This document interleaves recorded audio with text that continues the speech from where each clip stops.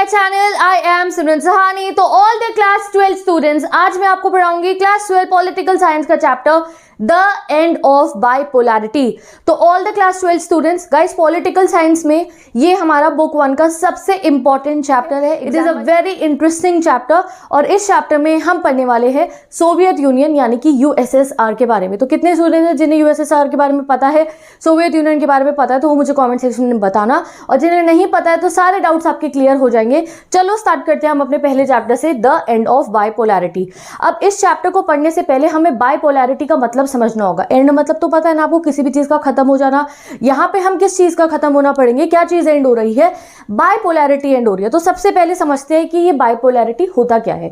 देखो आज के समय पे आपको पता है, आपने कई बार अमेरिका के बारे में हम लोग कहते हैं ना, यूएसए बहुत पावरफुल है, यूएसए बहुत पावरफुल है, यूएसए की मिलिट्री बहुत अच्छी है, टेक्नोलॉजी बहुत अच्छी है, यूएसए काफी पावरफुल नेशन है, इकोनॉमी भी इनकी बहुत अच्छी है। यूएसए अमेरिका पता ही होगा आप सबको। तो यूएसए तो है ही पावरफुल, बट एक जमाना था हमारे वर्ल्ड में जब यूएसए के टक्कर का एक नेशन हुआ करता था जिसका नाम था सोवियत यूनियन। ठीक है, इसी चीज को बोला जाता है बाइपोलैरिटी। मैं आपको ना एक सिंपल से डायग्राम से बना के दिखाती हूँ तो आपको बहुत अच्छे से समझ में आ जाएगा। देखो अगर आपने ये चीज समझ ली तो पूरा चैप्टर आपको बहुत अच्छे से समझ में आ जाएगा। देखो बाइपोलैरिटी क्या होता है, जैसे कि मैं आपको क्या कह रही हूँ कि अर्थ के ना जैसे दो पोल होते हैं ना, एक नॉर्थ पोल और एक साउथ पोल। तो हमारे वर्ल्ड में एक ऐसा टाइम था, कब से था ये, वर्ल्ड वॉर 2 के बाद से। वर्ल्ड वॉर 1 की डेट क्या है, जल्दी से बता दो मुझे कॉमेंट सेक्शन में, because your political science student. World war 1 world war 2 की डेट्स आपको पूरी याद होनी चाहिए। तो देखो वर्ल्ड वॉर 1 हुआ, वर्ल्ड वॉर 2 हुआ, और वर्ल्ड वॉर 2 के बाद क्या हुआ, हमारे पूरे दुनिया के अंदर ना दो सबसे बड़ी कंट्रीज बन चुकी थी। बड़ी मतलब सुपर पावर टाइप, यानी कि ये बहुत ही ज्यादा ताकतवर हो गई थी। एक उनमें से कंट्री कौन सी थी, यूएसए, ठीक है, और दूसरी कंट्री हो गई थी ये यूएसएसआर, जिसके बारे में अभी हमें इतनी जानकारी नहीं है। चैप्टर पढ़ेंगे तो हमें सब समझ में आ जाएगा कि क्या थी ये यूएसएसआर। तो यूएसए का तो आपको सब पता है ना भैया, इन पे न्यूक्लियर बॉम्ब भी है, इन पे टेक्नोलॉजी अच्छी है, इन पे इतना पैसा है, ये सब हमें पता है। तो यूएसए तो है सुपर पावर, बट यूएसए के टक्कर की एक पावर हुआ करती थी, एक कंट्री हुआ करती थी जिसका नाम था यूएसएसआर। बट क्या हुआ, अब है यूएसएसआर कोई कंट्री, अब नहीं है ना। तो आज इस चैप्टर में हम यही पढ़ेंगे कि यूएसएसआर कैसे खत्म हो गई, यूएसएसआर कैसे डिसइंटीग्रेट हो गई। तो जान लेते हैं यूएसएसआर में कौन कौन सी कंट्रीज आती है। कोई एक कंट्री नहीं थी यूएसएसआर के अंदर, आज के समय की 15 कंट्रीज मिलाकर यूएसएसआर बनाती थी। यहां आप ये फोटो देख सकते हो, इसमें से आपको बहुत क्लियरली दिख जाएगा कि कौन कौन सी कंट्रीज मिलाकर यूएसएसआर बनाती थी, यानी कि सोवियत यूनियन भी इसे बोला जाता है। ये देख रहे हो, ये देखो 1 2 3 15 कंट्रीज मिलाकर, इनमें से एक रशिया भी है, यूक्रेन भी यूएसएसआर का मेंबर था। ये 15 कंट्रीज बना के रीड करते हैं, Belarus, Estonia, Ukraine, Latvia, Lithuania, Moldova, Georgia, Russia, Armenia, Azerbaijan, Kazakhstan, Uzbekistan, Turkmenistan, Kyrgyzstan and Tajikistan.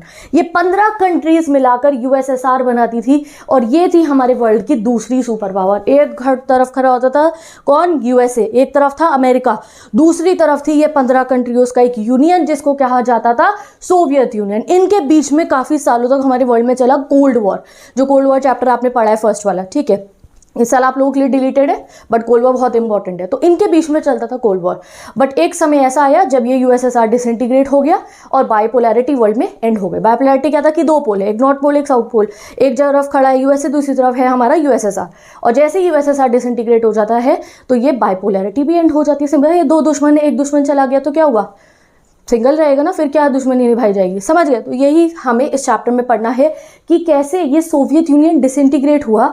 और ये पढ़ने से पहले हम समझेंगे, देखो कि ये जो सोवियत यूनियन है ये है क्या आखिर में। अब आपको अमेरिका की नॉलेज तो है ना, पहले सबसे पढ़ेंगे कि ऐसा क्या था सोवियत यूनियन में जिस वजह से हम इस सोवियत यूनियन को क्या कहते थे, सुपर पावर। और जैसे ही आपका चैप्टर शुरू होता है हमें थोड़ा सा बता रखा है बर्लिन वॉर के बारे में भी, बर्लिन की जो दीवार है उसके बारे में। अब क्या है, देखो जर्मनी में है बर्लिन, आप सबको पता है, हिटलर वाला जर्मनी, बर्लिन याद आ गया, 10th में कितना पढ़ा है हमने। तो देखो बर्लिन में क्या हो रखा था, आफ्टर द वर्ल्ड वॉर 2 के बाद की बात है ये। बर्लिन में ही नहीं, इनफैक्ट पूरे के पूरे यूरोप में, ये वैसे आपने कोल्ड वॉर पढ़ा होता तो आपको कुछ मुझे बताने की भी जरूरत ना पड़ती, आपको सब पता होता। देखो क्या था कोल्ड वॉर के दौरान, यहाँ आप देख लो कोल्ड वॉर कब से कब तक चला था। ये देखो आप यहाँ पे बहुत ध्यान से इस वाले टॉपिक को ध्यान से सुनो, बाकी चैप्टर तो बहुत इजीली समझ आएगा। वर्ल्ड वॉर 1 देख लो कब से कब तक चला, वर्ल्ड वॉर 2 चला, और वर्ल्ड वॉर 2 के बाद आ गया था cold war time. Cold war में मैंने आपको बता दिया क्या था, एक तरफ यूएसए था, एक तरफ यूएसएसआर था, और इन दोनों के बीच में लड़ाई चल रही थी। लड़ाई कैसी थी, कोल्ड लड़ाई थी, एक दूसरे पे कभी इन्होंने बॉम्ब नहीं फेंके, बस एक दूसरे की ताकतवर ये बनते रहते थे कि सामने वाला मेरे पे हमला न करे, सामने वाला मेरे पे हमला न करे। ऐसी टाइप की सिचुएशन हमारे यहाँ पे कोल्ड वॉर के दौरान रही थी। और इस कोल्ड वॉर के दौरान इस यूएसए ने और जो ये हमारा यूएसएसआर है, दोनों ने ही ना अपने गैंग्स बना लिए थे। एक यूएसए का गैंग था, उसमें उसके साथ बहुत सारी कंट्रीज थी, कहाँ की, वेस्ट यूरोप की। और एक यूएसएसआर का गैंग था, यूएसएसआर के साथ बहुत सारी कंट्रीज थी ईस्ट यूरोप की। तो ये चीज़ आपको ध्यान में रखनी है, एग्जाम में मल्टीपल चॉइस में आ जाएगा कि भाई यूएसएसआर जो है उसके साथ में कौन सी कंट्रीज आती थी, ईस्ट यूरोप की। पूरा यूरोप का इन लोगों ने ना ऐसे पिज्जा की तरह डिवीजन कर दिया था, जैसे कि कोई आप मान लो 2 गैंग बन गए थे पूरे वर्ल्ड के अंदर। एक यूएसए का गैंग था और एक यूएसएसआर का गैंग था। यूएसए के गैंग में वेस्ट यूरोप की सारी कंट्रीज थी, जैसे ब्रिटेन वगैरह सब यूएसए की साइड थी, और यूएसएसआर में ईस्ट यूरोप की बहुत सारी कंट्रीज थी। ऐसे इन्होंने अपना गैंग बना रखा था, मैं ज़्यादा पावरफुल हूँ, मैं ज़्यादा पावरफुल।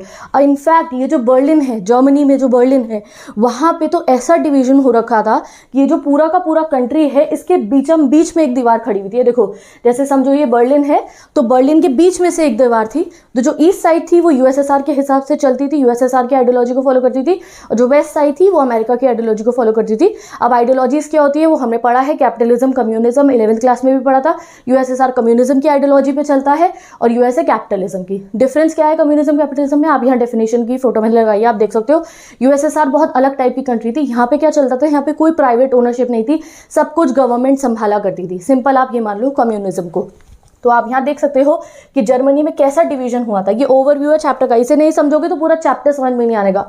ये देख सकते हो आप यहाँ पे, ये जर्मनी है, बीच में ये दीवार डली हुई है। क्यों डली हुई? क्योंकि आधा तरफ था यूएसएसआर की और आधा तरफ था, आधा किसकी बात मानता था, यूएसए की बात मानता था, मतलब उनकी आइडियोलॉजी पे चलता था। तो मतलब कि ईस्ट साइड में चलती थी कम्युनिज्म आइडियोलॉजी, फोटो में देख सकते हो क्या है कम्युनिज्म, और वेस्ट साइड पे चलती थी हमारी अमेरिका की आइडियोलॉजी जो है कैपिटलिज्म। कम्युनिज्म में क्या होता है, कोई प्राइवेट प्रॉपर्टी अलाउड नहीं होती है। मैंने बेसिक डिफरेंस बना दिया है कम्युनिज्म का, कैपिटलिज्म का, आपके एग्जाम के लिए इंपॉर्टेंट है, तो आप एक बार यहाँ पे भी देख लो, ठीक है।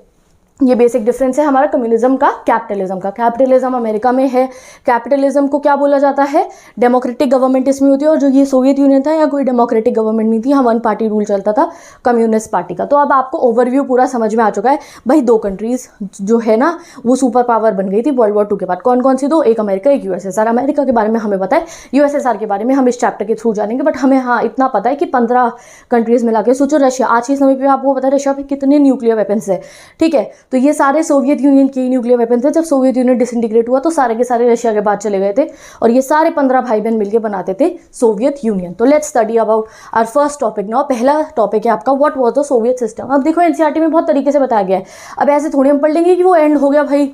पहले आप जानो कि उसकी खासियत क्या थी, था क्या एक्चुअली में सोवियत यूनियन। तो सोवियत यूनियन का एक फुल फॉर्म आप याद कर लो, एग्जाम में डायरेक्ट क्वेश्चन में आएगी, डिफाइन यूएसएसआर। मैं क्या कह रही हूँ, ये यूएसएसआर है, तो इसका मतलब था the union of Soviet socialist Republic, यानी कि 15 कंट्रीज ने बना के अपना यूनियन बनाई। ये सब इकट्ठी हैं कि ठीक है हम अपना एक प्रॉपर बड़ा देश बना रहे हैं, तो वो था सोवियत यूनियन। और या फिर यूएसएसआर भी आप कह सकते हो। यूएसएसआर की फुल फॉर्म क्या है, union of Soviet socialist Republic. ये रशिया में बन जाता है, मतलब सोशलिस्टिक रेवोल्यूशन के बाद में इट वाज फॉर्म्ड इन 1917, ठीक है। अब ये जो था ना गाइस, ये क्यों बना था सोवियत यूनियन, ये बना था प्राइवेट प्रॉपर्टी को हटाने के लिए। देखो क्या हुआ, इन्होंने कम्युनिज्म की आइडियोलॉजी को फॉलो करा। इन्होंने कहा कि ये जो हमारी 15 की 15 कंट्रीज है ना, यहाँ पे कोई भी प्राइवेट प्रॉपर्टी नहीं होगी, सब कुछ गवर्नमेंट और जो जनता है मिलकर सब कुछ संभालेगी। जैसे कि कोई फार्म है तो वहाँ पे सब लोग काम करेंगे, बहुत सारे फार्मर्स वहाँ पे काम करेंगे, और जितना पैसा जो है उससे कलेक्ट होगा सबकी नीड्स के अकॉर्डिंग आपस में बढ़ जाएगा। सोवियत यूनियन में कम्युनिज्म इंस्टॉल हुआ इगैलिटेरियन सोसाइटी बनाने के लिए। इगैलिटेरियन मतलब इक्वालिटी वाली। ये लोग क्या चाहते थे, जैसे आप जाओगे अमेरिका में कहीं और आज के समय की कैपिटलिस्टिक कंट्री, वहाँ के कुछ अमीर लोग अमीर होते रहते हैं, गरीब लोग गरीब होते रहते हैं। ऐसा आपने देखा है ना, हमारे यहाँ पे भी, हमारे यहाँ तो हमने देखा है कि कैसे प्राइवेट स्कूल भी है और पब्लिक स्कूल्स भी है, यानी कि गवर्नमेंट की स्कूल्स भी है।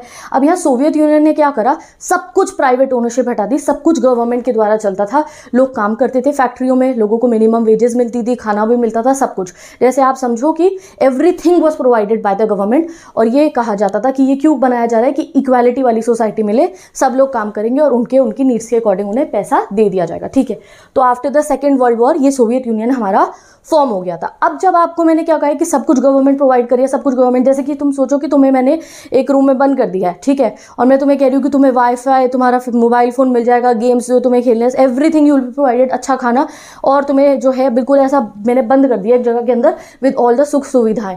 तो ऐसा ही चल रहा था सोवियत यूनियन में कि ये 15 की 15 कंट्रीज को क्या कहा गया कि इनका यूनियन बना और यहाँ पे कम्युनिज्म चलेगा, everything will be provided by the government, लोग काम करेंगे, किसी का अपना घर नहीं था, सबको गवर्नमेंट ने घर दे रखे थे, किसी का अपना फार्म नहीं था, सब कुछ कम्युनिटी का होता था, अगर कोई फैक्ट्री भी है ना वहाँ सारे वर्कर्स जाके काम करेंगे, सबको इक्वल वेजेस मिलेंगी, ऐसा नहीं है कि किसी को बहुत पैसे दे देंगे और वो अमीर हो जाए दूसरा गरीब रह जाए, नहीं, इक्वालिटी वाली सोसाइटी बनाने के लिए ये सोवियत यूनियन जो है वो बना था। ठीक है, अब मैं क्या कह रही थी कि ऐसी गवर्नमेंट चलानी कि जिसमें सब कुछ इक्वल रहे, वो कौन चलाता था, वो चलाती थी कम्युनिस्ट पार्टी। जब हम बात कर रहे हैं कि गवर्नमेंट सब कुछ प्रोवाइड करेगी, तो सोवियत यूनियन की गवर्नमेंट कौन सी थी, सोवियत यूनियन की गवर्नमेंट थी कम्युनिस्ट पार्टी। ठीक है, यहाँ पे वन पार्टी रूल चला, यानी कि कम्युनिस्ट पार्टी के अलावा किसी और पार्टी को इलेक्शन में हिस्सा लेना अलाउड ही नहीं था, कम्युनिस्ट पार्टी के ही अलग अलग रिप्रेजेंटेटिव्स आते थे और उनमें से कोई जो है वो जीत जाता था। तो यहाँ पे आप देख सकते हो ये ना बिगेस्ट अटेम्प्ट था। What was Soviet system exam में लिखने को है, तो पहले आपको सोवियत यूनियन बताना है क्या है।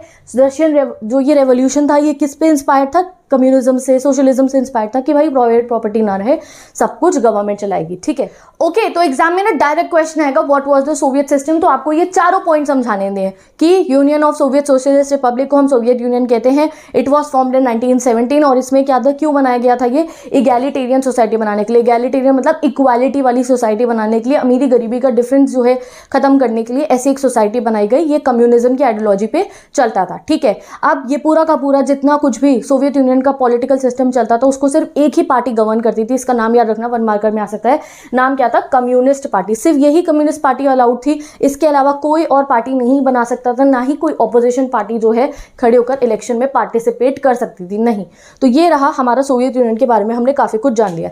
अब हम बात करेंगे कि क्यों हम सोवियत यूनियन को जो है एक सुपर पावर कहते हैं। हाँ, हमें पता है 15 कंट्रीज का एक यूनियन था ये, बट ऐसी क्या बात थी इनके अंदर जो इन्हें हम सोवियत यूनियन कहते हैं। इनको आप एडवांटेजेस ऑफ सोवियत यूनियन भी समझ सकते हो, जो मैंने तुम्हें कहा ना कि एक कमरे में बंद करते तुम्हें वाईफाई और तुम्हें मैंने फोन दे दिया है, गेम्स दे दिया है, अच्छा खाना, and you are very happy there. तो ये जानते हैं हम कि अच्छा सोवियत यूनियन के लोगों को क्या क्या इंपॉर्टेंट चीजें प्रोवाइड होती थी इन द सोवियत यूनियन। तो देखो, सोवियत यूनियन वर्ल्ड वॉर 2 के बाद ग्रेट पावर बन गया था, बिकॉज जो है पॉजिटिव एस्पेक्ट जो थे सोवियत सिस्टम के, पहली चीज क्या थी भाई, इनका जो कम्युनिकेशन, ऐसी थोड़ी सुपर पावर हम कह देंगे किसी को कि भाई ये सुपर पावर है, अमेरिका की बिल्कुल टक्कर की थी ये, तो क्यों थी ये जानो, डायरेक्ट क्वेश्चन आएगा एग्जाम में। पहली चीज, सोवियत यूनियन का जो कम्युनिकेशन सिस्टम था वो बहुत ही ज्यादा बेहतरीन था, सड़कें, ट्रांसपोर्टेशन सब बहुत बेहतरीन बना हुआ था। जो रिमोट इलाका भी होता है ना, यानी कि जहां तक पहुंचना भी इतना मुश्किल हो, बिल्कुल जहां बर्फ पड़ी हो बहुत ज्यादा, वहां तक भी इनकी सड़कें बनी हुई थी और वहां तक भी कम्युनिकेशन सिस्टम बहुत अच्छे से इंक्लूडेड था। ठीक है, और साथ ही के साथ में इनके पास एक ऐसी इंडस्ट्रीज हुआ करती थी जो पिन से लेके कार तक सब कुछ बनाता था, यानी कि ये लोग सब कुछ अपनी कंट्री के अंदर ही बनाते थे, इंपोर्ट बाहर से ज्यादा चीजें नहीं कराते थे। यानी कि सेफ्टी पिन से लेकर कार तक, मतलब डेली यूज की हर आइटम, एक फ्रिज हो गया, टीवी हो गया, एवरीथिंग ये लोग अपनी कंट्री के अंदर ही बनाते थे। इतनी बड़ी बड़ी इंडस्ट्रीज थी सोवियत यूनियन में दैट जितना कुछ भी, जो कुछ भी बनना होता था, डेली गुड्स, कंज्यूमर गुड्स, वो सब सोवियत यूनियन में ही बनता था, ये कुछ इंपोर्ट नहीं कराते थे। हाँ, जो उनकी क्वालिटी होती थी वो अमेरिका वालों जितनी लेवल की नहीं होती थी, बट हाँ बनता सब कुछ था कि भाई उस जमाने में क्या क्या चाहिए होता होगा, जैसे कि आप मान लो कि टीवी हो गया, फ्रिज हो गया, ये सब चीजें ये लोग लोकली ही बनाते थे, बाहर से कुछ भी नहीं मंगाते थे। ठीक है, द सोवियत स्टेट, और सबसे इंपॉर्टेंट चीज क्या थी, पहला पॉइंट आप समझ गए कि इनका कम्युनिकेशन सिस्टम बहुत अच्छा था। दूसरा, इनके पास वास्ट एनर्जी रिसोर्सेज भी थी। आज के समय पे भी आपको पता है कि रशिया पे कितना सारा ऑयल भी है, नेचुरल गैस भी है, और तब ये 15 थी, बाकी पे भी बहुत कुछ था। तो इतनी ज्यादा इनके पास वास्ट रिसोर्सेज थी, जिसपे इतना पेट्रोल है, जिसपे इतना ऑयल है, जिसपे इतना नेचुरल गैस है, तो ऑब्वियसली वो कंट्री पावरफुल थी। ठीक है, तो ये दो चीजें हो गई कि इतना ज्यादा पावरफुल थी जो है पूरा का पूरा सोवियत यूनियन। इनकी जो इंडस्ट्रीज थी वो लाजवाब थी बिल्कुल, यानी कि सब कुछ बनाती थी वो, फ्रॉम पिंस टू कार तक। फैक्ट्री में वर्कर वहां जाके काम करते थे, और वहां पे काम करते जितने भी लोग थे, जितने भी लोग सोवियत यूनियन में रहते थे, उन्हें गवर्नमेंट के थ्रू बहुत बेनिफिट्स मिलते थे। कैसे बेनिफिट्स मिलते थे, देखो, जो बेसिक स्टैंडर्ड्स ऑफ लिविंग है ना, यानी कि रोटी, कपड़ा, मकान और बच्चों की एजुकेशन, और अगर हेल्थ खराब हो तो हेल्थ का खर्चा, वो सब सोवियत यूनियन में लोगों को मिलता ही मिलता था। ठीक है, अगर किसी की तबीयत खराब हुई है तो वो पब्लिक हॉस्पिटल में जाके अपना इलाज करवा के आ जाएगा और उसको कोई दिक्कत नहीं होगी। बहुत सब्सिडीज मिलती थी, जैसे हमारे यहाँ कंट्री में सिलेंडर पे सब्सिडी मिलती है ना, वैसे ही वहाँ पे बहुत सारी चीज़ों पे सब्सिडीज मिलती थी। एंड ऐसा सिस्टम था कि लोगों को कभी भी उस चीज़ों से परेशानी होती कि खाना नहीं है या फिर जॉब नहीं है, ये वाली प्रॉब्लम सोवियत यूनियन में नहीं चलती थी। तो यही आप मान लो, यही चीज़ मैं आपको कह रही हूँ कि तुम्हें रूम में बंद कर दिया है और जो है तो मैं सारी सुख सुविधाएं दे दी है, बट मैं कह रही हूँ ना रूम में बंद कर दिया है, तो दैट मीन्स तुम्हारे पास फ्रीडम नहीं है। और सोवियत यूनियन में भी कुछ ऐसा ही था, यानी कि सोवियत यूनियन पूरा भरपूर था, एनर्जी रिसोर्सेज भी है, रोड्स भी बनी हुई है, लोगों को सारे के सारे जॉब भी मिल रही है, लोगों को रोटी कपड़ा मकान भी मिल रहा है। बट एक ही दिक्कत थी सोवियत यूनियन की कि सोवियत यूनियन में फ्रीडम ऑफ स्पीच नहीं था, लोगों के पास आज़ादी नहीं थी, वो कम्युनिस्ट पार्टी के खिलाफ कुछ भी नहीं बोल सकते थे। तो अभी ये पूरा का पूरा आप पढ़ लो दैट जो है सोवियत यूनियन के पॉजिटिव फीचर्स क्या थे, ऐसे लर्न कर लेना। बढ़िया इनका कम्युनिकेशन सिस्टम था, रोड वोड बहुत बढ़िया बनी हुई थी, वास्ट एनर्जी रिसोर्सेज है इनके पास। रशिया से याद करो ना, रशिया पे अकेले पे इतना का तेल है, तब ये 15 और थी तो 14 और थी, तो सोचो कितना ज़्यादा ये लोग पावरफुल होंगे। उसके बाद क्या है, यहाँ पे इनके यहाँ पे इंडस्ट्रीज़ बहुत बेहतरीन बनती थी। अभी आप आगे पढ़ोगे कि इन इंडस्ट्रीज़ का क्या हाल हुआ था। एंड फाइनली हमने क्या पढ़ा इसके पॉजिटिव एस्पेक्ट्स में, कि लोगों को पास काफ़ी अच्छा स्टैंडर्ड ऑफ लिविंग था, बच्चे स्कूल जाते थे, पढ़ते थे, ऐसा नहीं होता था। रोटी कपड़ा मकान तो है गवर्नमेंट प्रोवाइड करती ही करती थी। There was no unemployment. देखो कैसा देश था ये, यहाँ अनएम्प्लॉयमेंट थी ही नहीं। एंड जो स्टेट था, स्टेट यानी कि जो गवर्नमेंट है और लोग हैं मिलकर पूरे के पूरे देश को चलाते थे। तो अभी तो तुम्हें लग रहा होगा अरे वाह क्या बढ़िया कंट्री है ये, फिर कैसे ये डिसइंटीग्रेट हो गई। तो देखो इसकी एडवांटेजेस थी, साथ ही के साथ में सोवियत यूनियन की डिसएडवांटेजेस भी बहुत थी। डिसएडवांटेजेस क्या थी गाइस, कि ये जो सोवियत यूनियन है यहाँ पे एक ही पार्टी का रूल था, कम्युनिस्ट पार्टी का। और अब आप समझ सकते हो कि जब एक ही पार्टी इतने सालों तक रूल करती रहेगी तो क्या होगा, बहुत ज़्यादा करप्शन इंक्रीज हो जाएगा। और ये जो सोवियत यूनियन की कम्युनिस्ट पार्टी थी, ये लोग बिल्कुल भी अकाउंटेबल नहीं थे, यानी कि अगर कोई जनता कुछ बात पूछना चाह रही है तो ये जवाब नहीं देते थे, ये अपनी मनमानी करते थे। इनका सिस्टम बहुत ज़्यादा ब्यूरोक्रेटिक और अथॉरिटेरियन बन चुका था। ब्यूरोक्रेटिक मतलब अननेसेसरी रूल्स रेगुलेशन बहुत सारे लगा रखे थे, और अथॉरिटेरियन यानी कि लोगों को जनता का कोई मतलब कि वैसे उनको सब मिल रहा है, रोटी कपड़ा मकान उन्हें मिल रहा है। जैसे मैंने तुम्हें कहा भाई तुम्हें रूम में बंद कर दिया है, फ़ोन आईफोन तुम्हारा जितने गेम्स चाहिए प्ले स्टेशन भी दे दिया, वाईफाई लगा दिया, अच्छा अच्छा खाना, and you are happy. But एक दिन तो ऐसा आएगा जब तुम कहोगे नहीं भैया मुझे बाहर निकलना है, और तब तुम्हें नहीं बाहर निकलने दिया जाएगा, तो you will not feel happy. Same चीज़ चल रही थी सोवियत यूनियन में, लोगों को नेसेसिटीज़ तो प्रोवाइड हो रही थी बट लोगों पे फ्रीडम ऑफ स्पीच नहीं था। जो कम्युनिस्ट पार्टी के लीडर्स थे वो बहुत ब्यूरोक्रेटिक और अथॉरिटेरियन हो चुके थे। लैक ऑफ डेमोक्रेसी थी सोवियत यूनियन में, लोग जो है अपनी बात नहीं रख पाते थे। जैसे उनके साथ कुछ गलत हुआ तो जैसे आज के समय पे हमारी कंट्री लार्जेस्ट डेमोक्रेसी है, हम लोग प्रोटेस्ट कर सकते हैं, अपनी बात सामने रख सकते हैं, वहाँ नहीं हो सकता था। वहाँ पे लोग ना मैगजीन्स में जोक्स और कार्टून्स बना के अपने मन की बात को बस दिखा सकते थे, कुछ अलाउड नहीं था। जैसे ब्रिटिशर्स के ज़माने में हमें विद्रोह करना अलाउड नहीं था, सेम इनके यहाँ पे ऐसा चलता था। साथ ही के साथ में जो इंस्टीट्यूशन थे सोवियत यूनियन के, उन्हें रिफॉर्म्स की ज़रूरत थी, यानी कि चेंजेस लाने की ज़रूरत थी। बहुत ही वही पुराने ढर्रे पे इनके जो इंस्टीट्यूशन चल रहे थे और लोगों की कोई बात नहीं मानी जाती थी। और एक जो चीज़ इन्होंने सबसे ज़्यादा जो है गलत करी थी वो ये थी यहाँ पे कि देखो सोवियत यूनियन की 15 कंट्रीज़ है टोटल, तो हर 15 कंट्री का ना अलग अलग कल्चर था। जैसे कि आप मानो तो तजाकिस्तान हो गया, उज़्बेकिस्तान हो गया, अलग अलग अब हमारी कंट्री में ही आप देखो गुजरात में अलग कल्चर चलेगा, फूड आइटम, ड्रेसेस, फेस्टिवल्स। और हरियाणा में हमारी कंट्री में नहीं, और हम साउथ में जाएंगे कल्चर और डिफरेंट हो जाता है।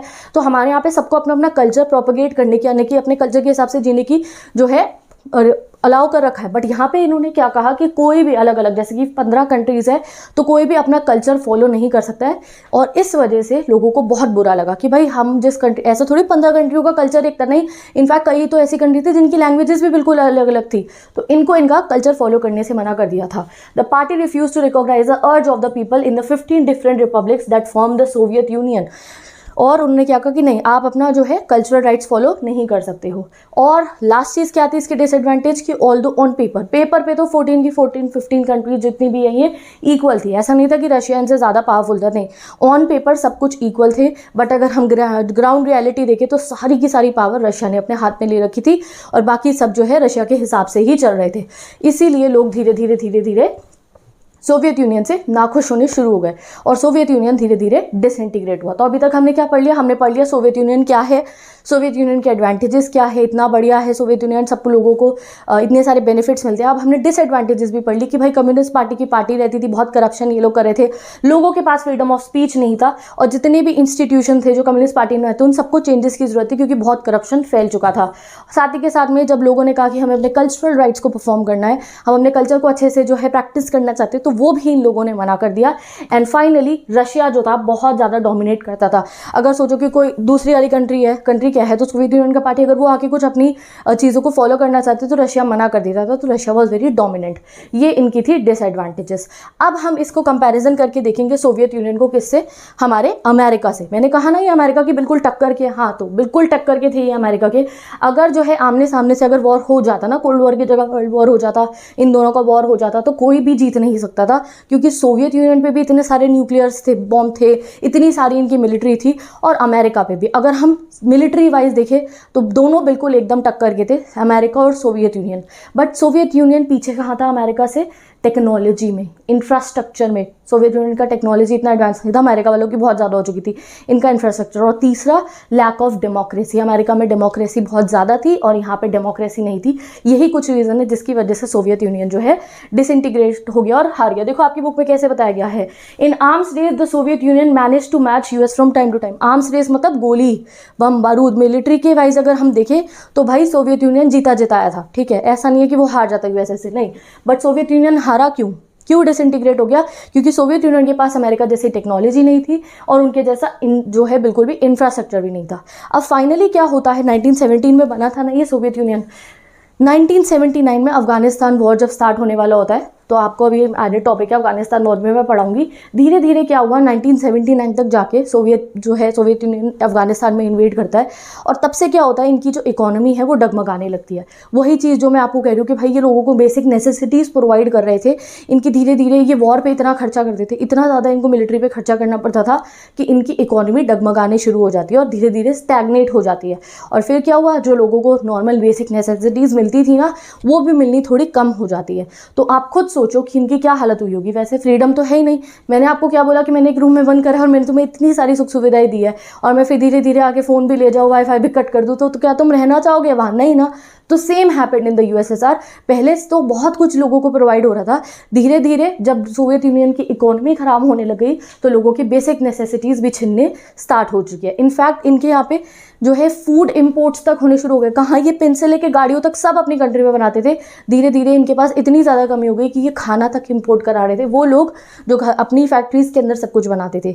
तो this led to the downfall of the Soviet Union. Downfall क्यों हुआ, क्योंकि ये लोगों को फ्रीडम नहीं दे रहे थे। दूसरा, इन्होंने क्या था, अपनी मिलिट्री पे बहुत ज़्यादा खर्चा किया था, ठीक है। तो एग्जाम में क्वेश्चन आ सकता है कि क्यों भैया, what was the reason for downfall of Soviet Union. तो यही रीजन है सोवियत यूनियन के डाउनफॉल के, ठीक है। अब आते हैं हम अपने नेक्स्ट टॉपिक पे, और इस टॉपिक से हमें पता चलेगा कि सोवियत यूनियन एक्चुअली में डिसइंटीग्रेट कैसे हो गया। इतनी 15 कंट्रीज एक्चुअली में डिसइंटीग्रेट क्या हुई। कुछ रीजन तो आपको समझ में आ गया है कि इनके यहाँ पे लोगों को अब डेमोक्रेसी, फ्रीडम चाहिए था, और लोगों को जो है नेसेसिटीज मिल रही थी वो मिलनी भी कम हो जाती है। बट एक्चुअल रीजन क्या था सोवियत यूनियन के डिसइंटीग्रेट होने का, वो हम अब पढ़ेंगे नेक्स्ट टॉपिक में, जिसका नाम है गॉर्बाचोव एंड द डिसइंटीग्रेशन। बहुत इंपॉर्टेंट टॉपिक है ये, आपके एग्जाम के लिए डायरेक्ट क्वेश्चन आता है। अब ये गॉर्बाचोव जी कौन है, तो इनका पूरा नाम है मिखाइल गॉर्बाचोव। आप इनकी फोटो देख सकते हो। ये जनरल सेक्रेटरी बन जाते हैं कम्युनिस्ट पार्टी के, यानी कि कम्युनिस्ट पार्टी के लीडर बन जाते हैं कब, 1985 में। अब ये ना काफ़ी समझदार थे। इनको लगा ये जो ये लड़ाई चल रही है ना, कोल्ड वॉर चल रहा है अमेरिका और हमारे बीच में, इससे हमारे देश को नुकसान हो रहा है। क्या हो रहा है भैया, हमें इतना मिलिट्री पे खर्चा करना पड़ रहा है कि हम अपने टेक्नोलॉजी पे ध्यान नहीं दे पा रहे, हम अपने इंफ्रास्ट्रक्चर पे ध्यान नहीं दे पा रहे, हम अपनी कंट्री को और डेवलप नहीं कर पा रहे। तो ये सोचते हैं कि ये सब चीज़ों को नॉर्मलाइज कर देते हैं। ये जो इतना कोल्ड वॉर टेंशन चल रही है ना वेस्ट के साथ, इस सबको एंड करते हैं, अपनी अपनी डेवलपमेंट पे ध्यान देते हैं। गॉर्बाचोव जी का ये विजन था कि ये सब चीज़ों को एंड करो। उन्हें ये लग रहा था कि रिफॉर्म्स वर नेसेसरी। वो चाह रहे थे कि ये कोल्ड वॉर अब एंड हो जाए सो दैट हम लोग और अच्छे से डेवलप हो पाए। बट हाउ एवर गॉर्बाचोव का जो ये सपना था ना कि सब कुछ ठीक हो जाएगा, कोल्ड वॉर एंड हो जाएगा और हम और ज़्यादा एडवांस हो जाएंगे, ये सब जो उन्होंने सोचा था उसका एक ऐसा इफेक्ट आया जो किसी ने भी नहीं, मतलब कि उन्होंने तो सोचा था बढ़िया हो जाएगा, बढ़िया ही नहीं, पूरा का पूरा सोवियत यूनियन इनकी वजह से डिसइंटीग्रेट जी ने रिफॉर्म्स लाने की कोशिश करी। उन्होंने सोचा कि अब ना वेस्ट के साथ हमारा रिलेशन नॉर्मल हो जाए। ऐसा नहीं है कि हमारी यूएसए से लड़ाई चल रही है, हम अपनी मिलिट्री वगैरह तो है ही हमारे पास, साथ ही साथ में अब हम अपनी कंट्री के इंफ्रास्ट्रक्चर पे, टेक्नोलॉजी पे ध्यान दें। तो इन्होंने सोचा मैं कुछ रिफॉर्म्स लेकर आता हूँ, और इन्होंने अपनी कंट्री में फ्रीडम देना स्टार्ट कर दिया, डेमोक्रेसी, इलेक्शंस करवाना इन्होंने स्टार्ट कर दिया। काफ़ी पॉलिटिकल और इकोनॉमिक रिफॉर्म्स लेकर आए। एक ऐसा लीडर आया कम्युनिस्ट पार्टी में जो चेंज चाहते थे, ठीक है, जो चाहते थे कि नहीं अब जो है कंट्री अलग तरीके से डेवलप हो। बट जो इन्होंने सोचा था उसका बिल्कुल उल्टा हो जाता है। ये ना दो टाइप के रिफॉर्म्स लगाते हैं। दो रिफॉर्म कौन से थे, आपको एग्जाम में ना ये डायरेक्ट एमसीक्यू में आ सकता है, इनको देख लो आप।